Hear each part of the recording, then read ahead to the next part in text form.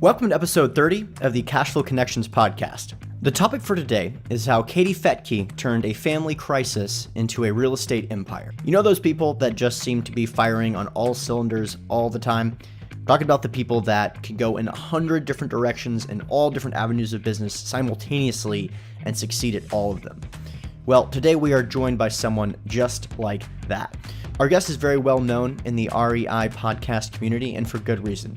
She has an extensive background in real estate and has been involved in everything from land transactions to single-family houses to high-end commercial developments, and she's been able to succeed at all those in a variety of different stages of the economic cycle. So we're going to get into a lot of different topics today. We're going to talk about growing a business during an extreme credit contraction. I think a lot of people out there may not really know what it was like in 2008, and you hear the phrase, buy when blood is in the street. Well, it's a little bit harder to do that than maybe some people imagine, especially when the market sentiment changes so much. We're going to discuss how our guest used her podcast as a medium to get guidance from some of the most experienced investors in the United States. Her podcast is very well received, listened to in about 27 countries, etc. And we're also going to get her perspective on some of the most intriguing markets in the US, both in terms of residential properties as well as commercial properties, because sometimes there's a difference between the two. Now, before we jump into those awesome topics, as many of you know, we have already had a tremendous amount of really high quality guests on the program, but we're always looking for more unique individuals to talk to. So if you know sponsors, operators, fund managers, or investors that have at least $100 million of transactions or more, don't hesitate to reach out to me with suggestions for potential guests. We're always looking for different ways to provide quality content to the listeners. So if you know someone that comes to mind, shoot me a quick email with a quick 1 or 2 sentence explanation of their bio, how they're positioned in the market, and I will take it from there. And the email address is hunterthompson@cashflowconnections.com. Again, if you haven't yet created an account, go ahead and go to cashflowconnections.com. This is the way you can get access to our live investment opportunities. And if you listen to the program, you know we have a lot of exciting stuff going on there. So don't hesitate, go to cashflowconnections.com, sign up as an accredited investor in order to get access to those. All right, hope you enjoy the episode. How's it going, everyone? Our guest for today is Kathy Fettke, who is the co-founder of Real Wealth Network. Kathy is a frequent guest expert on CNN, CNBC, Fox News, NPR, CBS MarketWatch, as well as the Wall Street Journal. She is the author of a #1 bestseller, Retire Rich with Rentals, and is the host of the Real Wealth Show, which is a highly ranked podcast with listeners in more than 27 different countries. So, Kathy, obviously an honor to have you on the program today. Thanks again for coming on. Oh, thank you. Glad to be here. Awesome. So I know that your story is quite unique, particularly with your background. So tell us a little bit about how you got started in real estate and what really pushed you in that direction originally. It was really the C word, honestly. My husband was diagnosed with melanoma back in 2012, and he was just really at the peak of his career. He had come out with a book called Extreme Success that a bunch of New York publishers kind of fought over, so we got a big advance, and things were fantastic. We had a 4,000 square foot home right outside of San Francisco and 2 little kids, and I couldn't have been happier.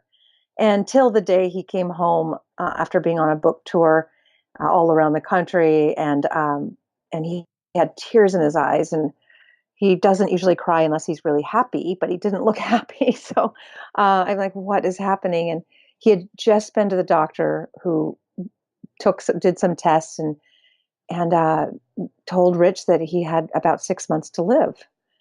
And so that was a shock, to really just have everything going so well, and then bam, it all just comes to a halt. Fortunately, the doctor was wrong, but at the time we didn't know that. And, I had to figure out how I was going to take on this massive mortgage and, take care of the kids financially. We had saved the way we were supposed to. We saved 10% of our earnings for emergencies and 10% for long-term investments, and then a 10% cushion. I mean, we were really doing everything right, like putting those buckets away. And but when you have an illness, or life can happen, and boy, you can drain those reserves really quickly, and that's kind of where we found ourselves. Yeah, that's really an incredible story, and obviously those expenses are adding up when you're trying to use everything you can to kind of grow and figure out what those problems are. So what timing was this in terms of where we were in the cycle? What year was this when that really took place? 2002. So it was just at the beginning of that boom.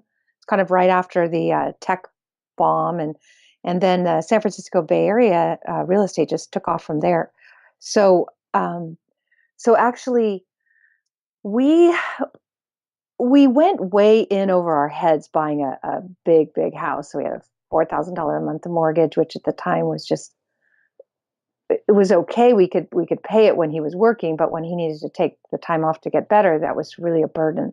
So one of the ways that I figured out, I was going to get through this was I just started renting out rooms. We had a little in-law unit, and we had another unit that had a separate entrance that we used as our business office. So we just, went on Craigslist and found a couple people and rented those two areas out. They did not share our living space because they were separate enough, and we just kind of blocked it off. And that was our first experience in being landlords. And wow, it got us through a really really difficult time. And so of course we wanted to do more of that. Wow, that's pretty incredible, and definitely not the first investment story we typically hear on the podcast.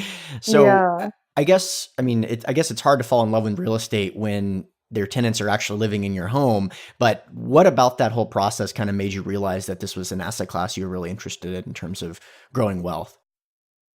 Well, I know a lot of people are running around calling it house hacking. I don't know. I mean, all I know is that we were in desperation and we were renting out rooms, but it actually wasn't so bad because we brought in a couple of people who also had children.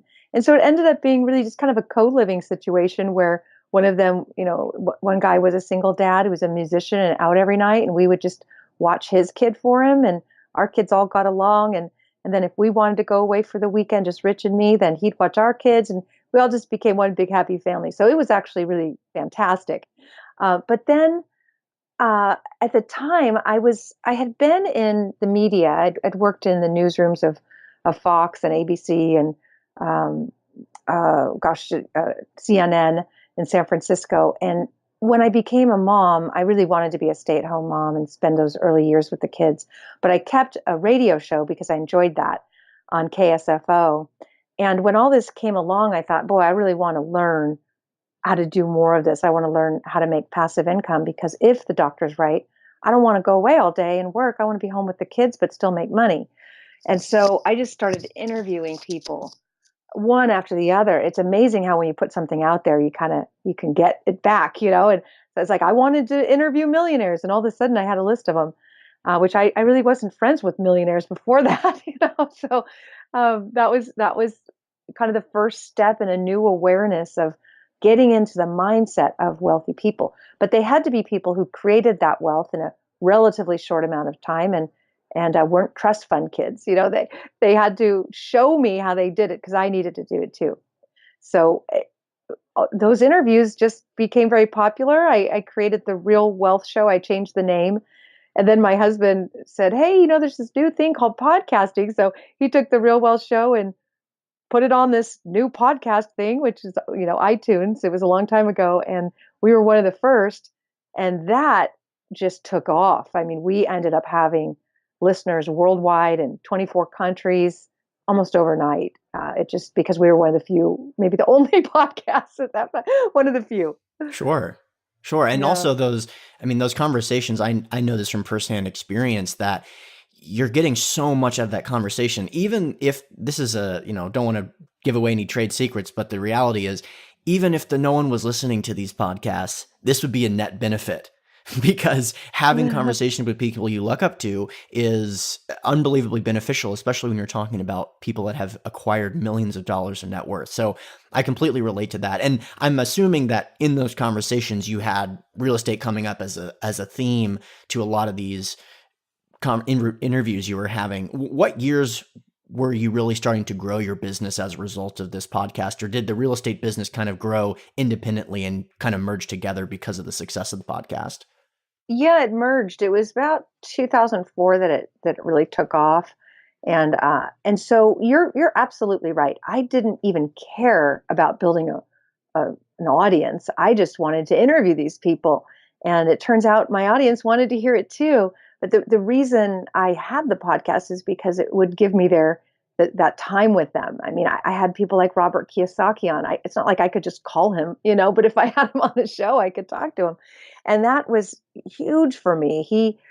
He told me back in 2004 that California was reaching bubble territory, that affordability was out of whack, and that he was investing in Texas. And he told me and our audience all the reasons why. There was job growth, population growth, but housing was 26% undervalued. And so that just made sense to me. So, we didn't sell our house, but we refied because we made like $100,000 a year on that house. We bought it for $540,000, and literally every year it would go up about $100,000. So we thought, all right, we'll just refi, take some of this cash out, and go buy in Texas. And when I did that, what I found is that we could buy $150,000 brand new houses in a little town called Rockwall, right outside of Dallas. And those houses would rent for the same amount that, say, a $400,000 house would rent for in California. So Right. you could triple, if not quadruple, your cash flow and have a brand new house in a growing area where we knew there was infrastructure being built. There was a new freeway coming in that would make the commute downtown 20 minutes instead of an hour because you wouldn't have to go around the lake anymore. And so we got in front of the path of progress, got these properties cheap, and they just, cash flowed. We never had vacancies. It was amazing. And so I would talk about it on the show, and all of a sudden, I had lots of people saying, I want to do that too. And so at the time, I had a mentor that I brought on literally just as a sponsor for the show. I thought, oh wow, I need to make money, and I need to make it now. We were running through our medical, our reserves because of the medical bills, and so I thought I'll bring on a sponsor. And that sponsor was a mortgage broker, but he was also a real estate investor, so he was fascinating. But our phones just started ringing off the hook, and people wanted mortgages because they wanted to do what I did and refi and go buy in Texas. So I became a mortgage broker. My sponsor said, my phones are blowing up. I can't keep up with all this demand. Go get your license. I'll give you all these leads. So I Wow. became a very busy mortgage broker nearly overnight. And a really exciting time to be a mortgage broker, especially. Oh yeah. Oh my gosh, What we made so much money. It was crazy. printing, really. So, I Yeah. mean, obviously, you were around as the market kind of corrected and turned.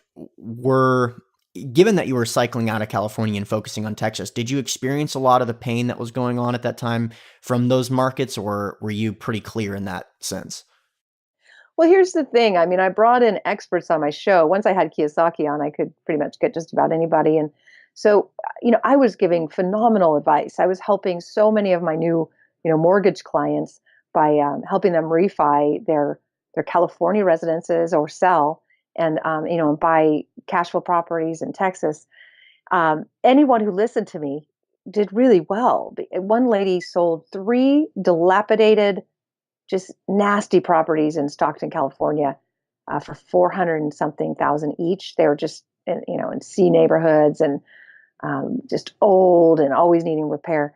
We helped her 1031 exchange into 9 brand new houses in Dallas, and she quadrupled her cash flow and was able to just walk in to her boss and hand in resignation letter because she made so much cash flow. And a year later, the properties she sold were worth about 100,000 when she sold them for 400. And the Wow. properties in Texas just kept going up. They've probably doubled, if not tripled, since then, because this was back in 2004, 2005. So we were getting them so cheap. So those who listened to me did great. I didn't listen to me, and that's the problem. Mm. So I bought like we bought 14 properties in really good areas, mostly in Dallas. So all that went fantastic. But what we didn't do was sell our California properties. So we bought this house for 550. It went up to 1.8 million. And if we had sold at the peak, that would have been pretty awesome. But instead, we just held it because it was our home, and it ended up being worth about back down to around 700, 800. And so that was a tough time. because we were by then upside down because we'd taken a bunch of money out to buy those Texas properties. Whereas if we just sold, we would, basically own those Texas properties free and clear, and we could have just rented our Mm-hmm. house, Mm-hmm. right? So, that was a hard hit. And so we ran into tough times then, but also we had another California property that we also got really hard hit. And then I bought a couple in Boise, Idaho, which was dumb because it was a decent market, but it was nothing like Texas. I should have just focused on the fundamentals, which was job growth and population growth. And Mm-hmm. Boise had, I don't know, 300,000 people there and two employers, and one of them left. I had a bunch of vacancies. It was hard. So, yeah, I would say, that's kind of what put my company was born in that time. Was We thought people want this information. They don't want to go to places where they're sold boot camps and, that they don't need. I just want a place where people can come and learn. So we started gatherings and, meetups, I guess, and call it the Real Wealth Network. And I just, again, wish I had just listened to myself because a lot of people did well in that time, but we got hit hard. That makes sense. And so I guess as the podcast, and for the listeners out there, if you haven't checked out her podcast, it's absolutely tremendous. A lot of great guests, a lot of really good content, and a ton of listeners. So I imagine that as the podcast popularity started to really increase on a global basis, and the real estate market had already corrected, it was like really favorable timing in terms of both those things taking place at the same time. So talk us through a little bit about how your mindset was in terms of really trying to expand a business, grow a business while prices were so depressed, and while I'm assuming the mentality of the marketplace was really skittish of real estate given what a lot of people had experienced during that time. It was tough. It was a tough time for everybody.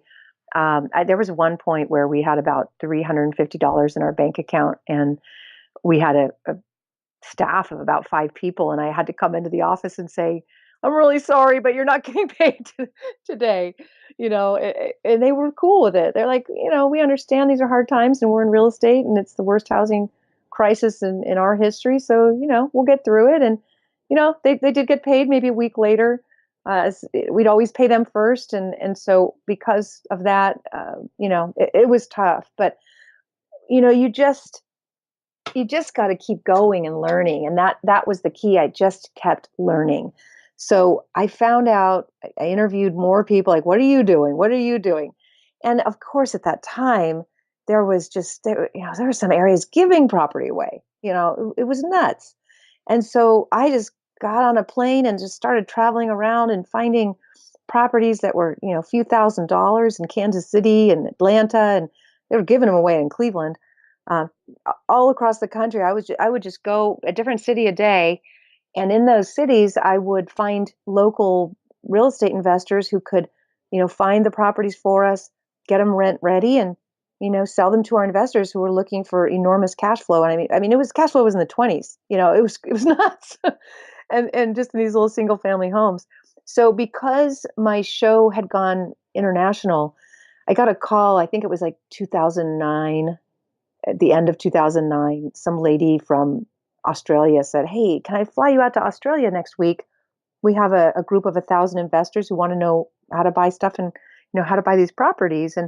And so I kind of looked at my husband and said, "You want to go to Australia and all expenses paid?" And he was like, "Of course." So we went out, spoke to just a packed house of investors, and let me tell you, everything turned.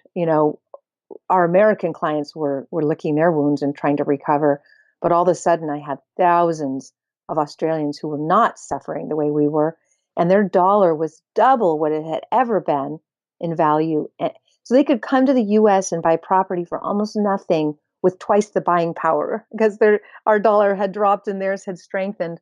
So I spent the next probably 3 years with busloads of Australians just going from city to city, helping them buy property. And it was a tough time. It was a tough time because, you'd buy these cheap properties that used to be in good neighborhoods, but when you had an entire neighborhood, and I mean all of it, maybe one or two were okay, but boarded up houses and these nice B class neighborhoods went downhill real quickly because of all the vagrants that would find these boarded up houses and go stay there. And so what might have been a good neighborhood could have turned into a real bad neighborhood very quickly. So we had a hard time predicting, and that that came back to bite some of the investors. Some really nice neighborhoods in Dallas that we bought in, there were just too many foreclosures, and they went from B to D neighborhoods like Mm-hmm. overnight. Mm-hmm. Yeah. Yeah, that's wild. And I just briefly, I know that in Australia, cash flow alone is almost impossible to find in Oh yeah, residential or like multifamily. impossible. So I'm sure, Yeah. going over there with the opportunities in Texas at the time is probably really interesting. And I Yeah. really appreciate you kind of talking us through that 2008, 2009, 2010 stuff, because my introduction to real estate was in 2010 or so. And I moved to California, and I just knew it was an incredibly favorable time to invest in real estate and all financial assets. So I'm always kind of humbled by the fact that if I had started about 3 or 4 years later, my career trajectory would have been significantly different. So it's always good to have kind of a perspective of someone who's went through that, particularly with a background in California. So again, I appreciate you kind of going through that. Sure. Let's talk about right now in the market. Where are you seeing a lot of the opportunities from a market standpoint or from a strategy standpoint? Where is most of your energy going towards in the real estate market these days? Oh my gosh, we are just inundated with opportunity, which is kind of surprising because for the most part, you might think that the US is at its peak in terms of real estate, that a lot of markets, the property values are way, way, way beyond what they ever were at the last peak, and so it's harder to find deals, but we're finding them, and that is just shocking to me. But I think it has part to do with the network that we've built over the last 12 years, that lots of people come to us with deals. um, what sort of shifted for us in 2010 was somebody was listening to my show, and came to me and said, "Listen, I know you focus a lot on single family homes, but I just found a foreclosed group of townhomes waterfront in Portland." I don't know if you remember, but there's a condo crisis across the country. So, these almost finished townhomes waterfront. The builder went bankrupt, and the bank took it over, and he said, we can buy this whole thing for $3 million. But the loan alone was 13 million. Probably the value of the property was 20, and we could buy the whole thing for three. And he said, do you think you can get $3 million? And I said, oh, I don't know. And so I kind of sent out an email to my regular investors, and we literally had the money in an hour. And so I had a whole new a whole new way of learning ahead of me, which was, how do you raise capital? Mm-hmm. That time I did it all wrong, because you're supposed to have a PPM, and you're supposed to have an operating agreement and all that, and I didn't know that. But the project went really well, and investors made over 20% annualized, so they were happy. But from there, I learned, wow, okay, you got to raise money the right way. It's a security. The SEC oversees it all, and it's highly regulated, so you want to do it right. And so that kind of was the beginning of a lot of builders coming to us saying, "Wow, we heard you just raised $3 million last week." There were no banks that were lending anything. Certainly not. I mean, these were banks trying to dump stuff. They Mm-hmm. they had so much commercial property. The last thing they were going to do was lend on more. So all of a sudden, Real Wealth Network entered a new level of being, capital people. And so developers came out of the woodwork, just trying to get money from us because they were finding stuff for so cheap. The next developer that came to us brought us 4,200 lots in Tampa, about 20 miles north of Tampa, that had been in escrow for 160 million, and we could get it for 16 million, so 10 cents on the dollar. And we did it. We put it out there, we raised the money, and it just, like, it was, that's the turning point. So when you ask about today, that's what we're doing a lot of. We still help people get into single family homes and multifamily property, but some of this development stuff is still just a phenomenal opportunity. We just bought, I'll give you one example. We just did a syndication, actually our first crowdfunding deal in Reno. We found a group that had bought really valuable land near the new Tesla battery facility there. And and they had spent years entitling that land. If you've never entitled land, let me tell you, it's tough because you're dealing with politicians and the public who, they want a lot out of you. And so this particular group, it took so much longer than they expected. And they took on a hard money loan, and that loan was due, and they were going to lose the property. My partner found it. We got it for what they paid, pre-development. And so we were able to acquire that. I raised 16 million. That was my record, really quickly. And we acquired that land free and clear, and then sold half of it for the same price we paid for it, the whole thing, and ended up with the remaining lots free and clear that we're now building. So Wow. those are the kinds of things you could find today. It's amazing. And you may have said this, but what asset class was that opportunity in? It was land development. Single family homes we're building. Okay. Reno has massive job growth, 50,000 new jobs expected. And they're the kind of jobs that local Nevadians don't, it's high tech, So Hmm. most of those 50,000 jobs are going to be people moving there. And they're creating like a few thousand homes a year, nowhere near what's needed. So, so we're going to be building about 250 homes. What are your thoughts on the current housing state in the California market? I know California is a large state, but generally it moves within a 1-to-1 ratio of all the markets in it. So what are your thoughts generally on where we stand in that ratio in California? As far as I guess, would you be interested in looking at land entitlement and development for residential properties oh in California yeah. markets, or is that come and Yep, gone? we do that. Yeah, Okay. we did our biggest and best deal in California was back when you get land for cheap. And if I knew what I knew today, if I knew then what I know today, life would be different. I didn't know. I would have bought everything, right? So wouldn't we all? But Yeah. we found this.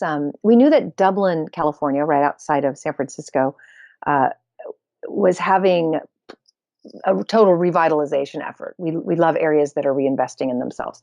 So they were creating a new downtown, bringing in a new BART station that would take you right into San Francisco, and kind of making a work live space there in this kind of old dilapidated part of Dublin. It was never very nice, but now it's just going to be fantastic. So the key to getting good deals in high priced markets where you can't find deals is to get into revitalization areas before anybody knows about it.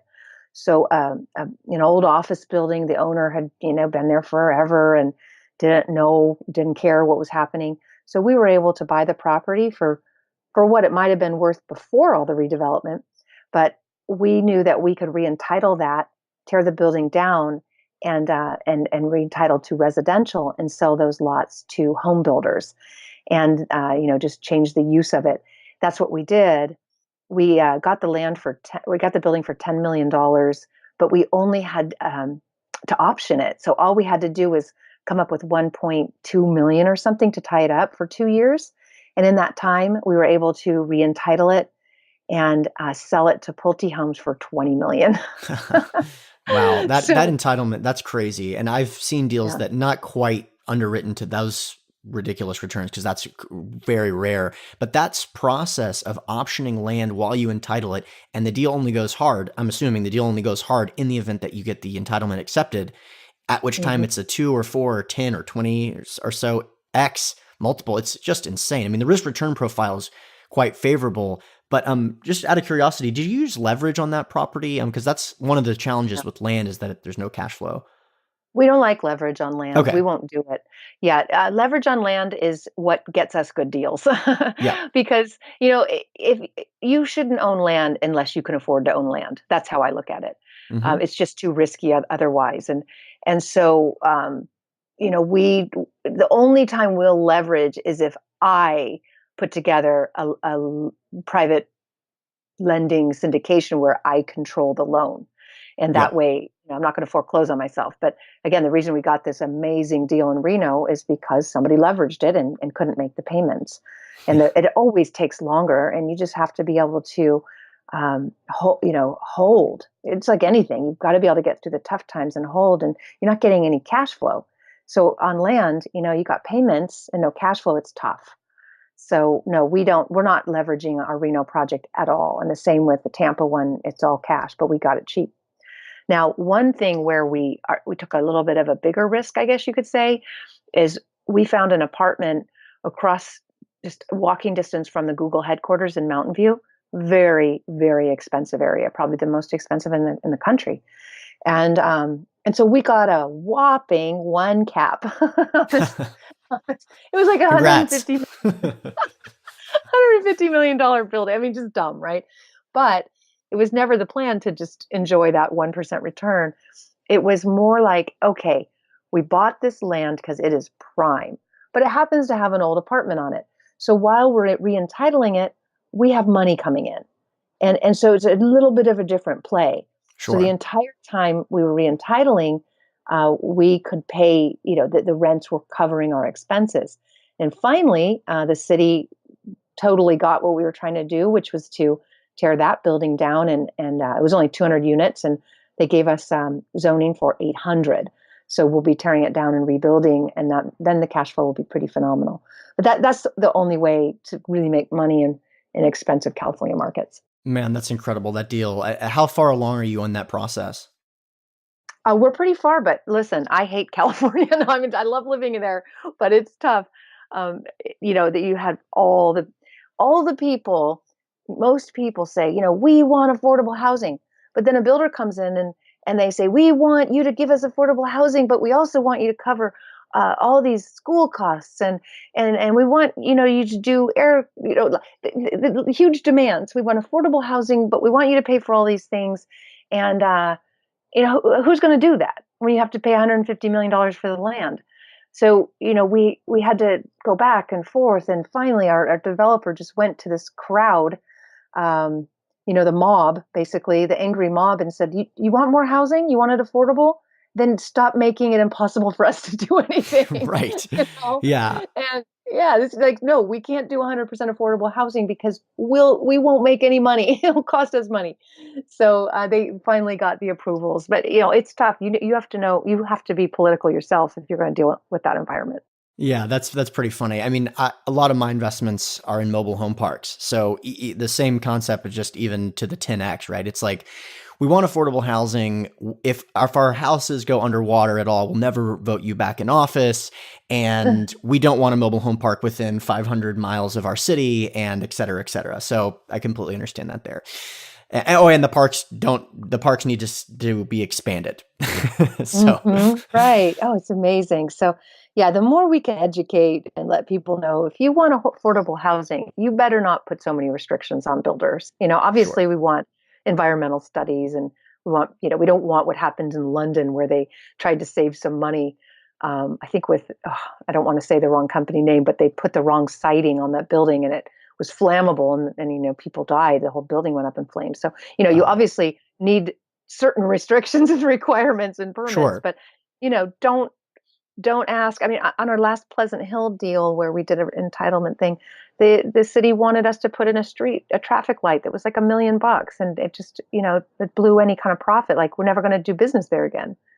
Just Mhm. you're going to kill development if you make it totally cost prohibitive. When you're looking at due diligence, obviously you're investing all over the country, so these items are really important. What are the most important things? What are the first things you look at when you're pursuing a new opportunity in a new market, a new community? We follow jobs. That's the most important thing, and they have to be jobs that are not going anywhere. That aren't going to be gone like Blockbuster jobs, and then population growth, because the two go together, and then a revitalized area. We love Cleveland because billions of dollars have been poured into that city for revitalization. Same with Pittsburgh. Atlanta has the Beltline. It's completely revitalizing. So you can go into any major metro where there's always certain neighborhoods that people just write off as dangerous, and you know, but they're affordable. East Palo Alto was an area I grew up in that people were afraid to go in, but those who did made a lot of money because they were able to revitalize. So those are the main things we look for. You need to know what jobs are will be here in the future, and we know medical, we know being near universities, Hmm. um, any high tech, but it has to be diversified high tech because it's a volatile industry. So those are the kinds of things we look for. In terms of national prices and the national market as a whole, where do you see us in terms of the market cycle? It's just so diversified. Back in 2006, we were at the peak, beyond the peak in California, but Texas was way below. They weren't even, I mean, they were like 26% below in terms of affordability.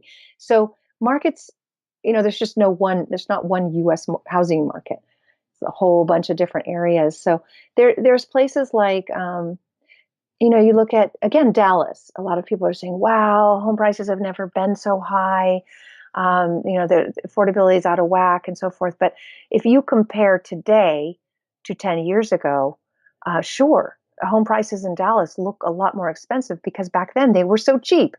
But if you look at affordability, meaning the average income versus the average home price, it's totally in line. So, same with Denver. You go, wow, home prices have never been this high. It must be a bubble. Well, is it? I mean, there's tremendous growth Hmm. there. So, the areas that just don't make sense are ones where affordability is nowhere in line, and that would truly be, the San Francisco Bay Area. There's no way people can, continue to afford the prices there unless there's a different kind of stimulus. Like 10 years ago, the stimulus was loans that you could go with a pickup pay loan and only pay a portion of your payment. There's another stimulus is foreign money coming in, but if Hmm. any, or low interest rates, if any of those things change, interest rates go up or the foreign money pulls out, there could be a popping of that bubble, or the stock market crashes or something like that. But affordable markets, they won't feel the effect so much. The last data that I saw on San Francisco shows affordability right around 10%. And that, historically speaking, has been a really good indicator. That's about as low as it can go, with as prices being as Yeah, high as they can, historically absolutely. speaking, and even including those other, interest rates, foreign money. That's all kind of been in flux throughout the last 30 or 40 years. But the reality is, cyclically speaking, 10% is about as low as San Francisco can go. So I completely agree there. Do you think that I'm interested in the capital market perspective as well? The capital markets are one of the things that kind of are national. So, in terms of, let's say, on a scale of 2005, 2010, how loose or tight are you seeing the capital markets being on a national basis? Ooh, you know, are you talking about equities? I mean, are you talking about? So, I guess access to capital for real estate investors. So, Okay, access to capital if okay, you're doing developments, or even if you're purchasing a property for your gotcha. own. Yeah. It's still fairly tight. I mean, I get a lot of people, um, you know, there's a lot of money out there, but the underwriting is pretty strict. So, if you've got a good history and you've got a good property, you could probably get it. We have just not um, gone after it because we have enough investors that have money that they don't know what to do with. They don't want it in the stock market. They're selling their high priced homes and properties in the San Francisco Bay Area, and they want to do something with their earnings. So, uh, we haven't needed to work with the capital markets. Of course, in single family homes, which I know isn't a lot of your audience, but it's pretty great that you can get up to 10 Fannie and Freddie loans, lock in a 4% interest rate for 30 years on an investment property. So that's great, and that's still available if each spouse can do it if they're both working, so you can get up to 20. What's interesting, and I hope to see more of this, is we're starting to see Fannie and Freddie looking at portfolio lending and more commercial lending that could be really really low interest rate and great for stimulating the economy. So hopefully we'll Hmm. see more of that. Awesome. That makes sense, and that's aligned with what I'm seeing as well in terms of the capital markets as a whole. When it comes to you working with clients, how do you typically work with clients? You mentioned that you syndicate opportunities. Obviously, do you also do consulting as well? And how do those transactions typically look? Yeah, so we have a membership site. So you go to realwealthnetwork.com and join. And there we have people sign all kinds of disclosures because we want people to understand that you are in charge of your investments and don't rely on anyone but yourself to understand what you're investing in and be able to do your due diligence. So we start there, then we offer just an enormous amount of education. If you're already educated and sophisticated, then we just want to find out what you're looking for, and there's a good chance we've got it. I've got an amazing deal, but I'm not allowed to talk about it yet. I'll be sharing it soon. The And then, intrigue. but when you come to the site, you kind of like fill out this form and tell us what you're trying to do. If you're new or experienced, how much money you have to invest in real estate, and then we know to call on you for certain opportunities. So the one I can't tell you about, I kind of sent out an email to people who said, I've got this much money and I'm ready to invest in the next 30 days. And so I only contacted those people and I said, I got a deal that's so good, but we got to close in 3 days. And can you do it? And I can't even believe the response. Like, a lot of people were able to do that, but the deal's good enough. Hmm. So, that's really how we don't want to be bombarding anybody with emails they don't want. We just, as a member, you kind of tell us what you want and we'll reach out to you if we've got it. Awesome. And, before we go, I've been asking entrepreneurs this recently, and I've gotten a lot of interesting answers. What are your morning routines? Well, I'm not in it right now because I've been traveling nonstop in New York right now. But normally, when I operate the most effectively, I get up early, real early before the sun is up, and I go outside in the dark. I love my home in the hills, and it's dark. All you hear is crickets and frogs, and it's just so quiet, and the stars are out. So I like to go out there early with my tea and sit in the darkness while the sun comes up and just meditate and just be still. And then I'll usually go to my yoga class, or I have a huge green smoothie just loaded with as much green stuff as you can imagine. It tastes actually pretty good, and then I just plan out my day. What's the most important? I've done Strategic Coach, which is a great coaching program where you have certain days you do different things. Like one day you have a complete and total focus day, and that's all you do is the most high priority items. Like if you're writing a book or those types of things, and then you have other days where you do the to-do list, but you don't let those mix up because your creative mind needs to be left in the creative side of your brain, and your action, to-do side, it can affect that. So you try to Hmm. keep those two things separate. Very And cool. I do. I That's like how I that a start lot. the day. I've been focusing more and more on that, and I think it's really important to start off on the right foot. So before Yes. we jump out, I definitely want to give you an opportunity to you've mentioned the website before, your contact information, how you want investors to potentially get in touch with you. Sure. You can go to realwealthnetwork.com, and join. Like I said, it's free to join, and you get access to market research. We do it. We have a ton of research on our site, and available properties, and our investment counselors you can meet with, and the shows, or you can just go to iTunes and look up the Real Wealth Show. And my other podcast is Real Estate News for Investors. That's a daily show where you kind of stay up to date on everything that's going on in the world of real estate. And then I have my book, Retire Rich with Rentals, that you can get on Amazon. Awesome. Well, I'll make sure to link to the show notes page. Again, Kathy, can't thank you enough. Thanks again. Thanks for having me. All right, fellow Cashflow Connections podcast listeners. Thanks again for taking the time to check out this episode. As always, the guests' contact information, their website, all the information you need to know to find out more about them will be posted in the show notes page, which is available in iTunes. It's also available in SoundCloud and Stitcher. Again, don't hesitate to send me some guest suggestions, always looking for different ways to get as much useful content to the listener base as possible. You can reach me at my email address, hunterthompson@cashflowconnections.com. Have a great day.